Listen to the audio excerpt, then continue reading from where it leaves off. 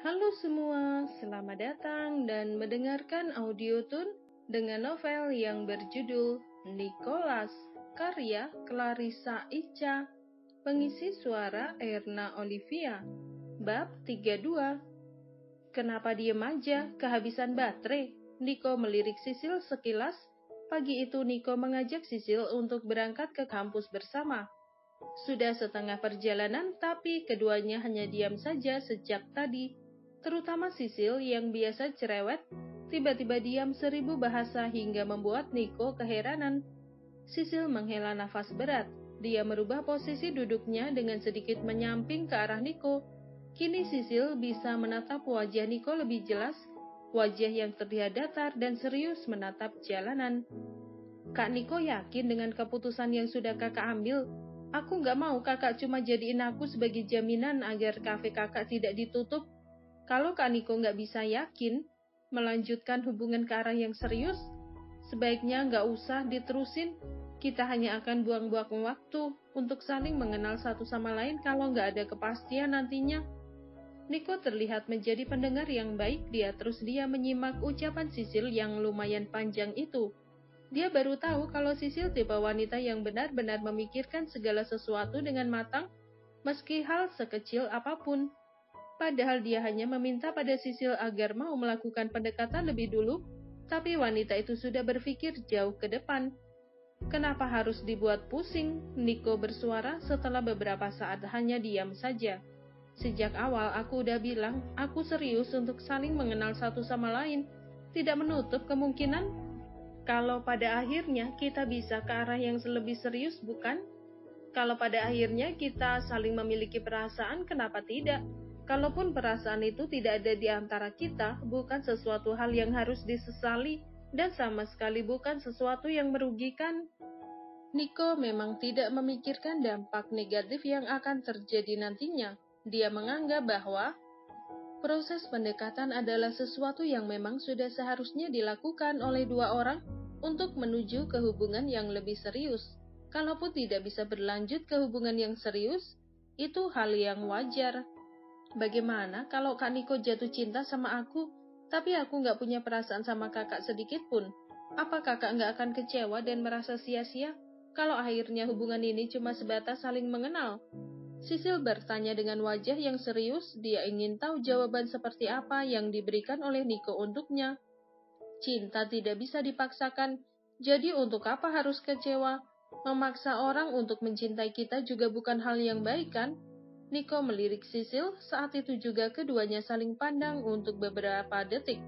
Sisil hanya diam saja. Dia seperti enggan untuk menanggapi jawaban Niko yang tidak sesuai dengan pemikirannya.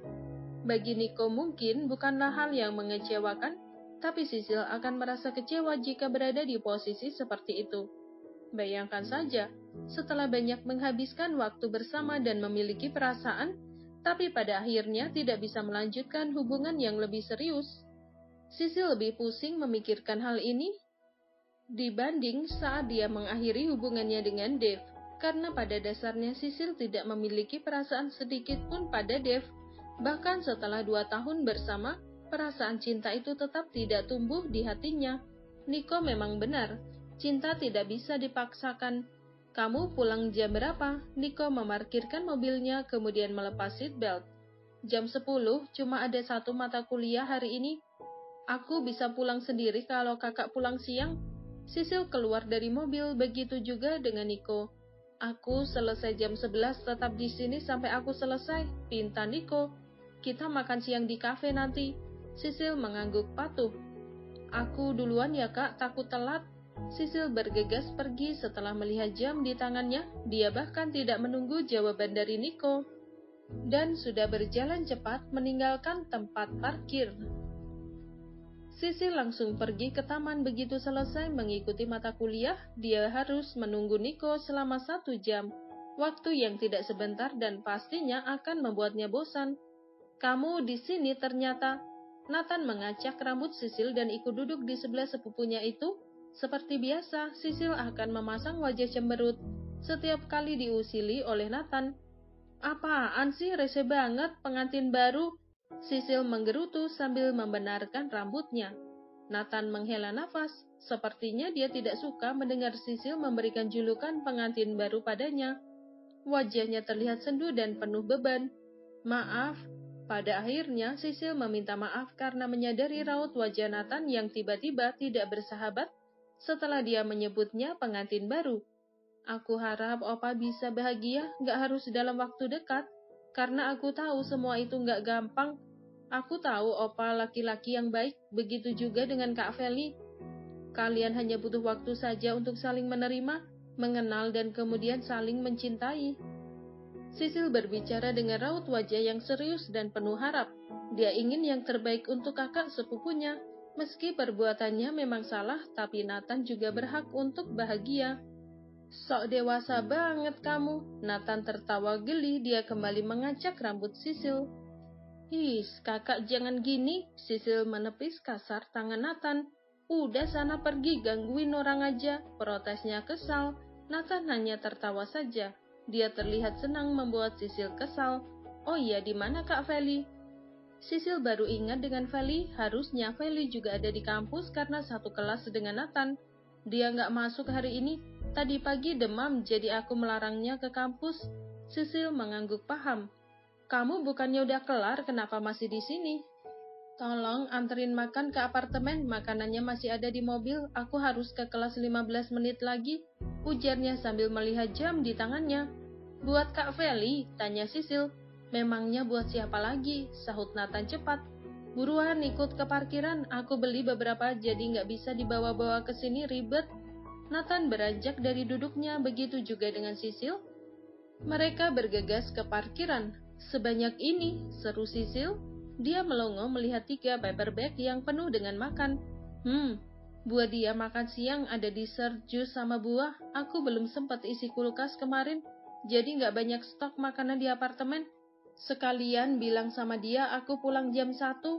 Sisil terlihat mengerutkan keningnya. Kenapa tidak menelpon atau mengirim pesan saja pada Feli, pikirnya. Emang Opa nggak punya nomor Kak Feli? Nathan terlihat mengulas senyum sinis. Sepertinya panggilan telepon dan pesanku gak bisa kebaca di ponselnya, sahutnya ketus. Maksudnya nomor Opa diblokir? Sisil makin penasaran saja. Diabaikan, serunya kesal. Puas kamu, geram Nathan. Sisil hanya bisa menahan tawa, merasa kasihan pada Nathan, tapi merasa lucu juga dengan hubungan kakak sepupu dan istrinya itu. Aku duluan, Nathan segera beranjak dari sana. Tunggu Opa, tapi aku nggak bisa pulang sekarang, lagi nungguin temen. Paling 30 menit lagi baru cabut dari sini.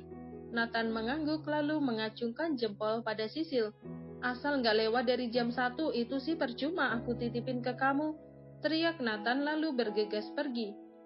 Sisil hanya bisa menatap sendu. Dia ingat 3 hari yang lalu saat acara pernikahan kakak sepupunya itu, Feli terlihat begitu membenci Nathan dan tidak mengharapkan pernikahan itu terjadi. Pendengar semua, episode ini sudah selesai. Terima kasih telah mendengarkan.